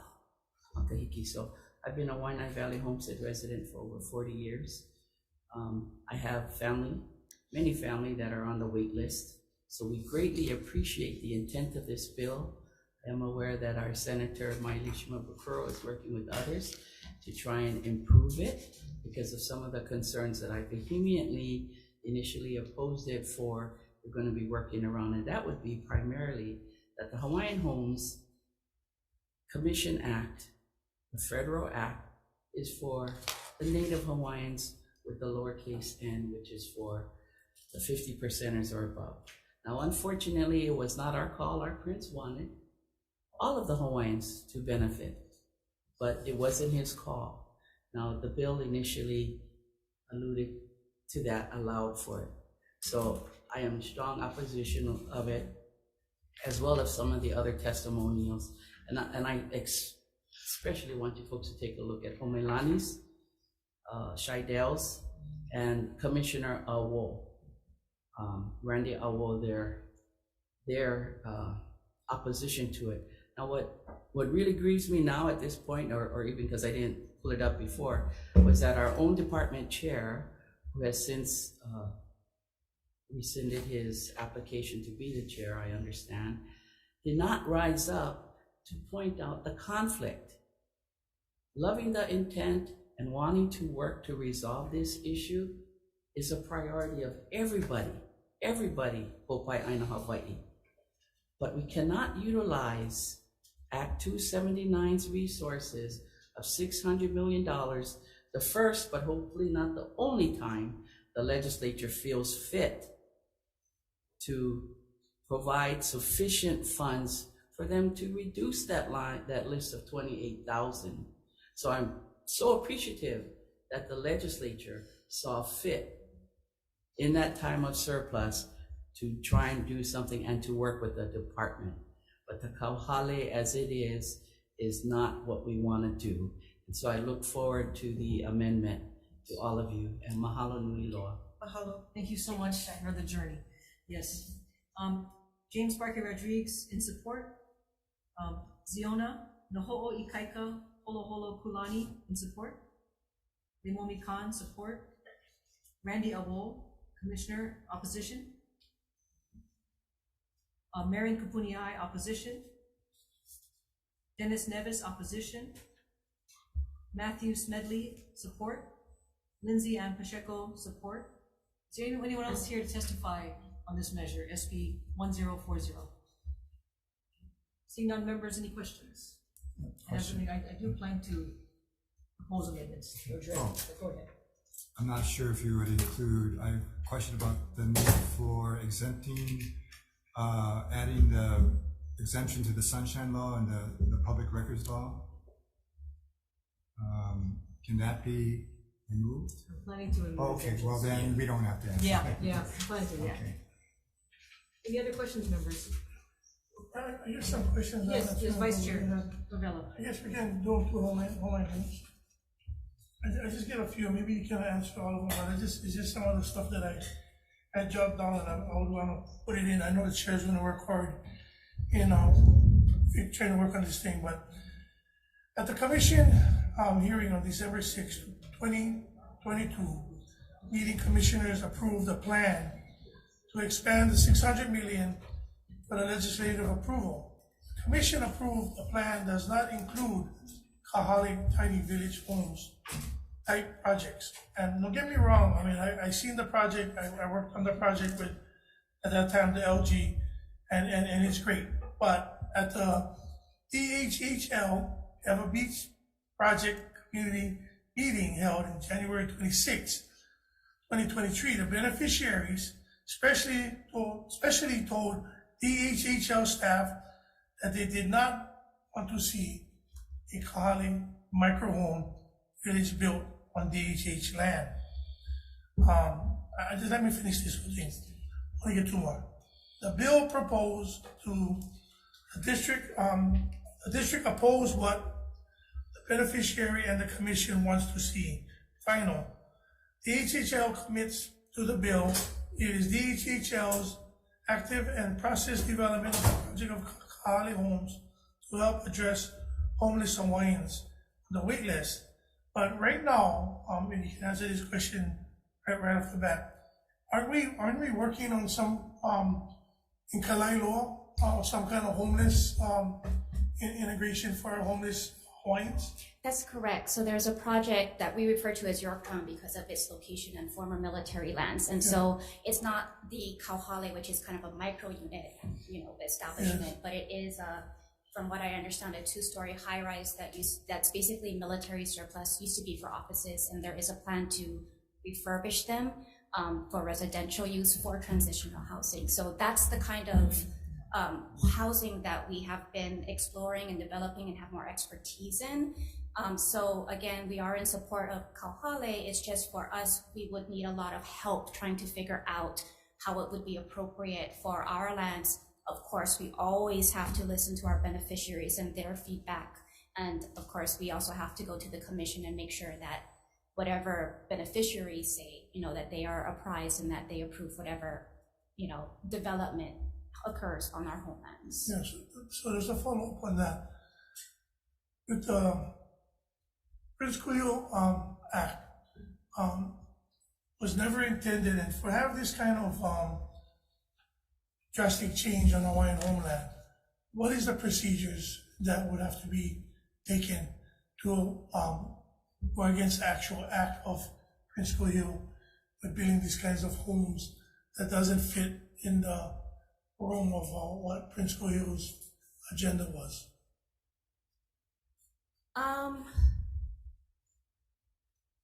We may need to create rules. I know that, for example, the act is actually silent as to rental housing, and we had to create administrative rules because there was a desire by our beneficiaries for some amount, for more types of products, and understanding that rentals are not, would not solve the wait list problem, but it at least is a housing for beneficiaries who would desire that kind of housing as opposed to having a mortgage and everything. So I think we would have to look at it. We'd have to create rules probably to have a program that describes Kauhale and how we're going to do it. Thank you. And then I'm sorry, I don't the department you guys came up earlier too about the thank you. Yeah, one quick one. So the concerns, I know you guys said you guys are going to leave them with the governor's proclamation going forward with a lot of the things that you guys had said. And don't get me wrong, the Kahale project is good, but even from the Kahale project that we're talking about, this is one of the concerns. So I'm not sure if you guys can answer this question. This is one of the concerns of, at that time, Chair Ikaika, part of his diverting from the plan, and what we was concerned about as members of the Hawaiian Affairs Committee, that was part of the deviation or the divert or whatever that word he wanted to use in the plan. And by having this emergency proclamation, it would exempt all of these cut short things that would be a liability to our Native Hawaiians who's going to obtain leases or a lease on Hawaiian homeland. Because you think about it, you guys, in this proclamation, you guys are going to be exempt for a lot of stuff when it comes to building codes and other stuff that would be checked for safety and well-being of our people moving on into these homes. So you understand what I'm trying to say?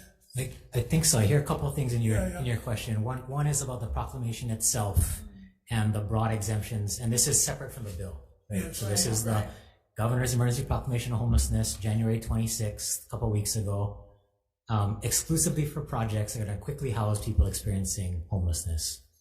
And like proclamations that stood in the past from 2015 to 2020, same exemptions in there for projects that are going to house people experiencing homelessness. So I think that's what we're talking about, not necessarily the bill. The difference between this proclamation and past proclamations is that past proclamations were silent as to whether there had to be rules or a process to accompany the proclamation to put both a process and safeguards in place for safety, health, environment, culture. So this proclamation was amended to be sure that there's language in there that references those rules. And that's the process that I talked about in that letter, that we're actually our agencies plus other state agencies that are responsible for reviews. I'm also speaking to each of the county housing departments, planning and permitting departments, and corp councils to ensure that there are processes both at the state level and at the county levels to ensure that those concerns are addressed. Thank you, Chair. Okay. No, Okay. sorry. I have a question Okay. for Mr. Yeah, thank you. Several years ago, there was a brief discussion when it came to the Native Hawaiian homeless population as to what the data was on that. You know, at one time, I don't know what it is now, but at one time, the largest segment of the homeless population were Native Hawaiian families. To my knowledge to date, do we have any data determining how many of those Native Hawaiian families or individuals are beneficiaries of the Hawaiian Homes Trust? I don't believe that we do have accurate data. Which means we also don't know how many are potential successors to beneficiaries. Right. And you know, part of the discussion was whether the legislature needed to take action to require the state to collect that data, to make some determinations as to whether the commission might want to pursue some of these actions in order to service beneficiaries that are in the most dire need. Mm-hmm. And so I'm wondering what your thoughts are on that in the context of this legislation and the discussion that will go on if we move it out and it continues to proceed. Yeah, I think that data is certainly something we should have. I think the method for collecting the data, you might want to leave some flexibility to say, here's the goal, is to have data on the number of DHHL beneficiaries that are currently experiencing homelessness, and then leave the method for collecting the data pretty broad, because one of the ways that data gets collected is through the point-in-time count, which happens once a year. It's the annual homeless census. There's another system, the homeless service utilization system, that collects a different kind of data. So I think as long as there's some flexibility on how we actually capture the data, and really it would be the state working through its contracted service providers to do that, because they're the ones on the front line collecting the data. I think as long as there's that flexibility, that it's definitely needed information. Would you say that that type of flexibility might already be provided through the emergency proclamation?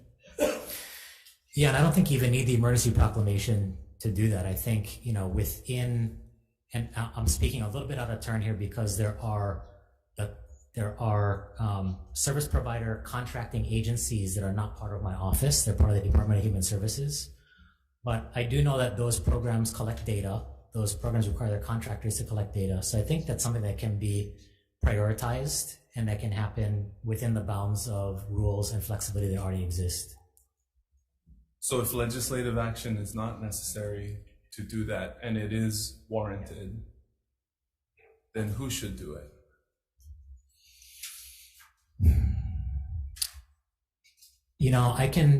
I should probably do some more thinking and digging on that and get back to the legislature, but I'm happy to work closely with this committee and others on figuring out the best method for collecting that data. And when it should be done, Yeah. and what else is required for it to be done would be all very helpful. piece of information. Okay. Thank you. Thank you, Chair. Thank you. Senator Ihara. Yeah, I had a question about, on page 2, I'll say the question and I'm not sure who can answer it. Page 2, lines 15 through 17, it says, if the pilot programs to provide individual housing and services to two groups, to homeless Native Hawaiian individuals, and secondly, families who meet the definition of homeless as defined by United States Department of Housing and Urban Development. So the question is, can Hawaiian Homelands provide services, housing and services, to non-Native Hawaiians, less blood quantum or non-Hawaiian at all? I think maybe DHHL is better equipped to answer that. Okay. Sorry, could you repeat your question? So, on page 2, line 16, it identifies as a recipient of the housing units and services families who meet the definition of homeless as defined by, does Hawaiian Homelands have the authority to provide housing units and services to non-Hawaiians? To non-Hawaiians. Because I don't know, maybe I'm misreading it, but it says that. Nahasa and trust funds. We have some flexibility. So Some flexibility. So NAHASDA guidance and the monies that are provided through NAHASDA, has a broader definition. It's still not non-Native Hawaiians. So if you notice here in the language, actually, it's using the capital letter N. Right. So that's the broader class of Native Hawaiians. Right.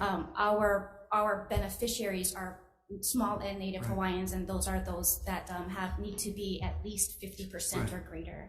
So. But what about where it says and families who meet the definition of homelessness, which is HUD or whatever it's called now, which I don't know if it has a Native Hawaiian requirement or subset. So, or if the intent was that you have to be Hawaiian in order to receive the units, then maybe just clarify that. I see what you're saying, and yes, so we would need clarification of that. Yes. So maybe just clarify that. Yes. I got the intent. Can I add to that? The same discussion? Yeah, because aside from NAHASDA, but HUD in their other rules and regulations also apply, because HUD has pretty much some strict rules and it may be different. So I kind of understand where Senator Ihara is going. Yeah, yes, so it's good that you would look at it as well. Yeah. Chair? Yes, Senator Richards. Yeah, along the same lines, the point of time counts.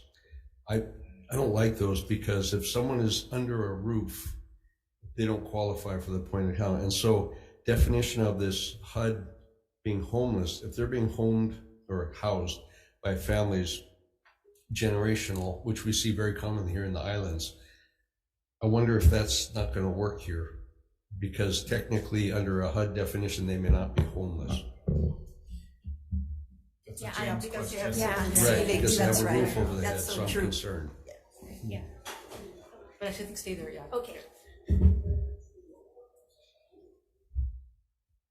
So just a couple of maybe clarifying comments. One is I read that sentence as meaning individuals and Native Hawaiian individuals and families who are homeless. So that was kind of my interpretation of it. You're correct that for the point in time count, folks that are housed are not covered under that, including if you're in an overcrowded housed situation. If you have a roof over your head and it's temporary shelter or a transitional, actual official kind of transitional facility, then you are counted. You're counted as sheltered homeless. And then there's folks that are actually on the street that are unsheltered homeless. But you're correct that folks that are in houses are not counted as part of that. And that's where, because I know at least on Big Island, it's real common to have multi-generational under a house. Yeah. And so I don't think they're going to qualify under this, which bothers me. Yeah.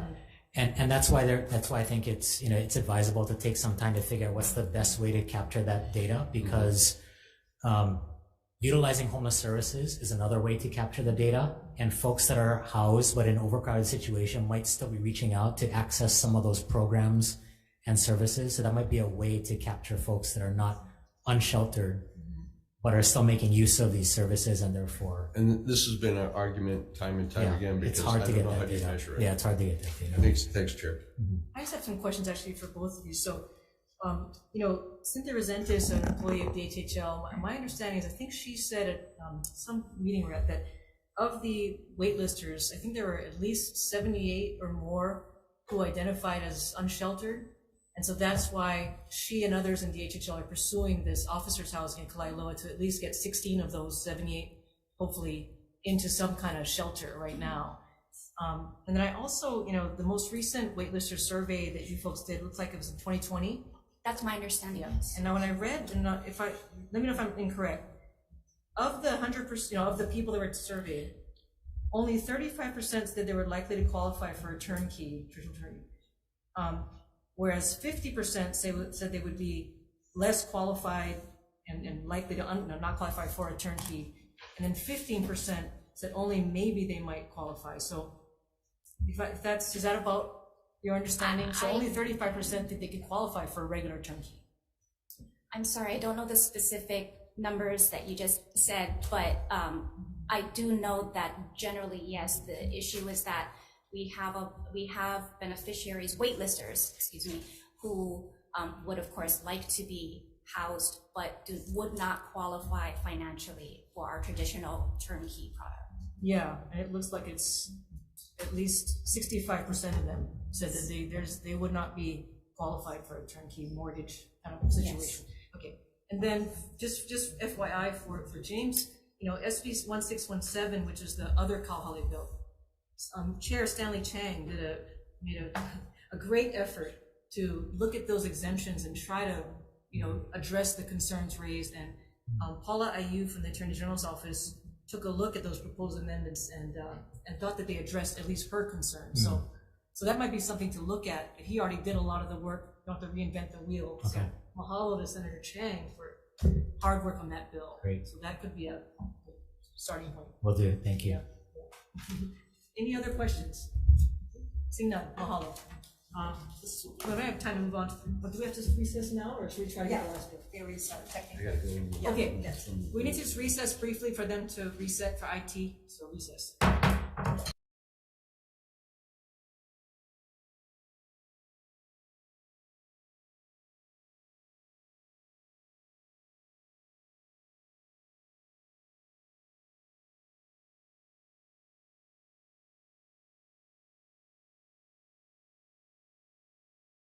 Okay, we're gathering back into the joint Hawaiian Affairs Water and Land Agenda. We have one last bill, SB 1354, allows DHHL to assume historic preservation review of proposed projects. So first up, we have DHHL in support. Good afternoon, chairs, vice chairs, members.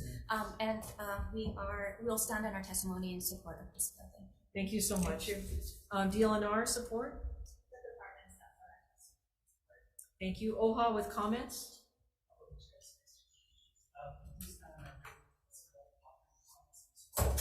Thank you so much. Historic Hawaii Foundation opposition. And Keo Mailani, Hanapi Hirata opposition. Anyone else here for SB 1354? Seeing none, members, any questions? Okay. Seeing none, ready to, do we need to recess or should we go straight to decision making? Okay, we got my vice chair here. You've got quorum? Okay. Yeah, I have quorum. Oh, shoot. We need favela. Oh, yeah. Can somebody go get him? I guess we, yeah. Yeah, we have quorum. Yeah. He's stretched thin. In Zoom land, we need favela. I can text him. Yeah, I know. I started that session, and Favela has been picking it up. Yeah.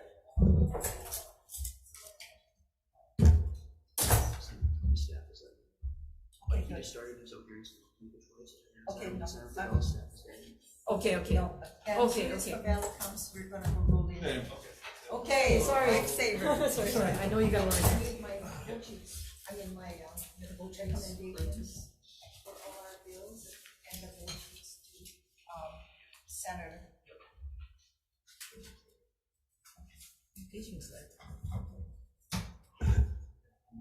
Thank you so much. Yes. Okay, all right. You gavelled everything, we're okay? Actually, we're still in hearing, so we can just. Okay, we all can right. recess, yeah. Okay, you wanna go call? Folks, they're outside, yeah, they're not sure if we're. If those on the outside, patio, we're going, the Chair of Waterland as well as Hawaiian Affairs is going into decision-making now, if they wanna come in.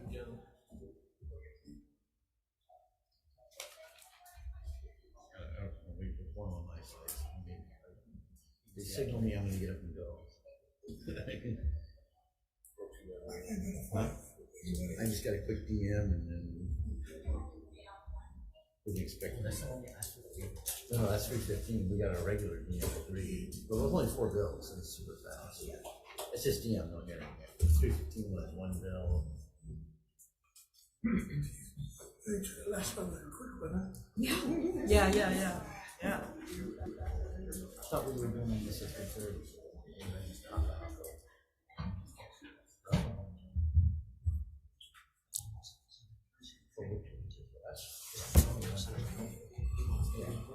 Yeah, so I thought she was gonna. Yeah. Okay. Yeah, they're okay. Okay.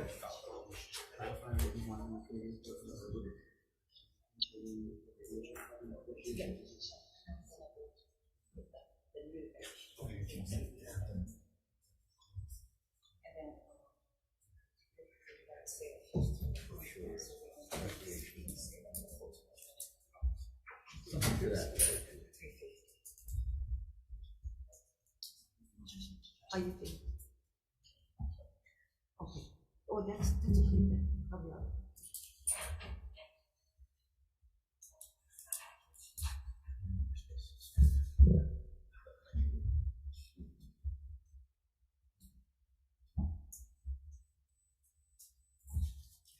Right. Right. Thank you, folks, for your patience with this joint committee hearing today. Okay, members, the chair's recommendation on SB 736 relating to housing, these are the recommendations. We'll adopt the Attorney General's recommended amendments that included deleting the reference to, quote, kaka'ako makai, unquote, in the title of the new section on page 23, line 8. We will also on page 23, lines 11 to 16, page 25, lines 10 to 12, and page 25, lines 18 to 20, replace the text map key numbers with the phrase parcels owned by the Office of Hawaiian Affairs. And we'll strike the wording regarding amendment of text map key numbers on page 23, lines 16 to 19, and page 25, lines 13 to 15, and that's the AG's recommendation. And we'll also adopt HCDA's recommended amendments. We're going to delete the word provided further language on page 23, lines 19 to 21. We'll delete lines 120 on page 24. We'll delete lines 1 to 7 on page 25. We're going to lower the height, the 400 height limit exemption to 350 feet. We'll adopt technical non-substantive amendments as well as defecting the date to July 1st, 2050. And let me say that regarding the valuation concerns from the 2012, I understand that a state commissioned appraisal needs to be found, and that OHA did a new appraisal that shows the valuation today to be much less. And I think we all have to understand that as well as OHA intends to do an EIS, which will alleviate HCDA's concerns as we move along. Any discussion, members? Senator McKelvey. Thank you, Chair. I was here for the original compact. I felt it was rushed. I felt that the Native Hawaiian community was being shortchanged and went with reservations then. I think the graph of the 200 million, if it had been paid in cash then, shows that the fact that this is still the case, but I appreciate the work that you've been doing, getting both sides to go outside and work on the bill. It's not perfect, but I really appreciate what you're doing. But my underlying concerns insofar as I think that the Native Hawaiian community deserves more. And my constituents who I called on the phone earlier when I left kind of said the same thing. To sort of reflect those views and not to reflect on your hard work, I'm going with reservations. Thank you. Thank you. Senator Elefante. Thank you, Madam Chair. I echo the sentiments from my colleague from Maui and your hard work in coming to a compromise on this measure. I do appreciate the different stakeholders here. I'll be voting in support, however, with reservations. My specific reservations has to do with the height. But however, hearing from what OHA shared in terms of the parcels that they are intending to develop, it is not further closer to the ocean in that sense, but that the backstop will truly be when they go through HCDA. And lastly, I know housing is a priority, a part of our, from the majority standpoint from the Senate, and that is one of the criteria we laid out. So I look forward to further discussions to promote this measure as we go along. So thank you again, Chair, for your hard work. Thank you, Ben. Any further discussions? Senator Ihara. I wanted to note to my concerns, and I'll be voting no. I would prefer to have to kind of know where we're getting into. You know, there's those 3 sites, and I would prefer to have EIS beforehand to evaluate the height and density impacts. Particularly, I used to represent Waikiki, and you had to go down pretty far down. And the concern I have is I would think that there's better lands for housing and to make OHA whole, because I do agree that OHA was shortchanged. And if we did develop here on the lands, Kakakumakai, I would think that it still would be the state's responsibility to own up to the helping with the remediation to make good on those lands. Because otherwise, if the cost for remediation is so high, then they're not able to develop. And so I think the state has an obligation, if we do go forward, to share in that cost, since we were part of the deal in 2012. Thank you. Thank you, Senator. Any further discussions? Sure, Yes. just Senator Favela. And I totally agree that all is being shortchanged on the value of the property, but I was told by a smart person, I'm not going to say his name, is a former governor, told me that because of the shortchange, that we should be looking into helping them with the land of not having the amount going to them, and looking to working with them, giving them some of the stadium property, because there's almost 80 acres of areas that should be dedicated for building homes and should be given to OHA to build those homes for us. And then we find, of course, you guys know, I want a private contractor to build a stadium. Okay, thank you, Chair. Thank you so much. Chair. Okay, Senator Richards. Yeah, just a quick echo. I agree with my colleagues' concerns. Definitely want to support, but with reservations because of what has been stated. I do want this to go forward, but need more talk story. Thank you. Thank you. Then for the Committee on Water and Land, Chair's recommendation is to pass SB 736 relating to housing with amendments. Vice Chair for the vote. Chair goes aye. Okay, Chair's recommendation is to pass SB 736 with amendments. Chair votes aye. Vice Chair votes aye with reservations. Senator Chang. Senator McKelvey. Reservations. Noting the reservation. Senator Favela. Aye. Okay, Madam Chair, the measure passes with amendments. Thank you. And for Hawaiian Affairs, same recommendation, Vice Chair. Okay. Chair Shirobukuro. Aye. Vice Chair votes aye. Senator Ihara. Nay. All right. Senator Kehoe Kolole. Aye. Senator Richards, Reservations. right? Motion passes. Okay, thank you. For SB 1034 relating to public parking at Hawai'i Boat Harbor, Chair's recommendation is to pass with the amendments. We're just going to defect the date to July 1st, 2050 for further discussions. And we'll also insert in the committee report recommending to include recreational only signage for free parking stalls at the Hawai'i Small Boat Harbor and asking DOBAR to draft administration rules accordingly. Any discussions on Hawai'i? Okay. Hearing none, Committee on Water, Land, Chair's recommendation is to pass SB 1034 with amendments. Okay. Vice Chair for the vote, Chair goes aye. Chair's recommendation is to pass SB 1034 with amendments of the 5 members present from the Committee on Water and Land. Are there any no votes? Any votes with reservations? Hearing none, Madam Chair, the measure passes with amendments. Okay, thank you. On SB 10. Wait, I'm sorry. Hawaiian Affairs and Regulation. All right, with the Hawaiian Affairs Committee, with all senators present, is there any nays or reservations? Reservations. Okay, reservation. All right. Okay, motion passes. Thank you. SB 1036 relating to Native Hawaiian traditional and customary fishing practices.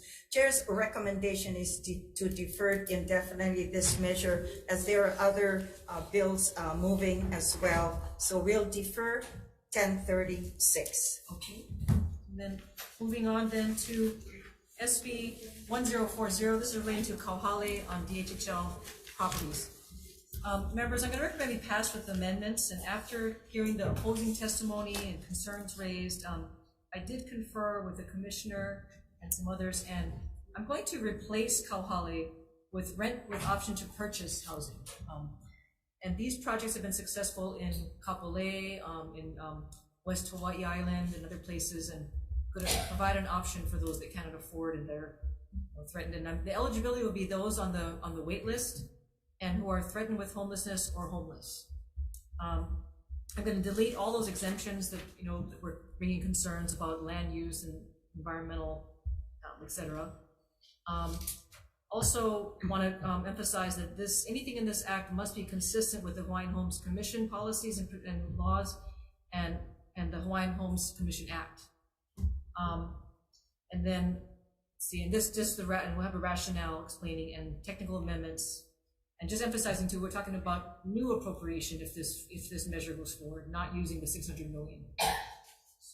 And yes. Any questions or concerns? Chair, but we are also adding the recommendation from the administration regarding one section to be deleted. Yes, I think. Well, we're deleting all those exemptions. So we're not going to use those homeless and not for this bill. We're going to keep that in the other bill. Yeah. Okay. We're just going to make this purely about rent with option to purchase housing on the Waianae Coast area for waitlisters. And, okay, but there was one portion in their communication asking to delete that section. Yeah, so okay. I think it's addressed since we're. All right, thank you. Okay. Thank you. Any questions or concerns? Okay, seeing none, then Vice Chair. So with amendments. Yes. Okay, since Chair, you are making this amendment, so I'm gonna vote with yes instead of no, because I had concerns of what you had brought up. So I'll be voting yes. Thank you, Chair. All right, with all senators present in Hawaiian Affairs, do we have any reservations? Any no's? All right, Senator passes. Okay. For the Committee on Water and Land, same recommendation to pass SB 1040 with amendments. Any discussions, Water and Land? Hearing none, Vice Chair for the vote. Chair goes aye. Okay, of the 5 members present from the Committee on Water and Land, are there any no votes? Any votes with reservations on SB 1040 with amendments? Hearing none, Madam Chair, the measure passes with amendments. Okay, and finally, SB 1354, this is allowing DHHL to assume historic preservation review. Recommendation passed with amendments and adopt the amendments recommended by OHA and DLNR, and any technical amendments, and then also summarize the concerns of Historic Hawaii Foundation in the committee report. Any questions or concerns? Seeing none, then Vice Chair for the amendments. All right, with all senators present for Hawaiian Affairs, is there any nays? Nay for me. Is there any reservations? Reservations. Okay. Reservations. All right, reservation motion passes. Mahalo. did it pass your committee? Yes. Okay, all right. Yes. All right. Chair's recommendation on SB 1354 is to pass with amendments. Any discussions on Committee on Water and Land? Hearing none. Vice Chair for the vote. Chair goes aye. Okay, Chair's recommendation is to pass SB 1354 with amendments. Of the 5 members present from Water and Land, are there any no votes? No vote for me. Noting the no vote from Senator Favela. Any votes with reservations? Okay, from Senator McKelvey and the Vice Chair. Any further discussion on that? Okay, if not, Madam Chair, the measure passes with amendments. Thank you. Thank you very much. We are adjourned.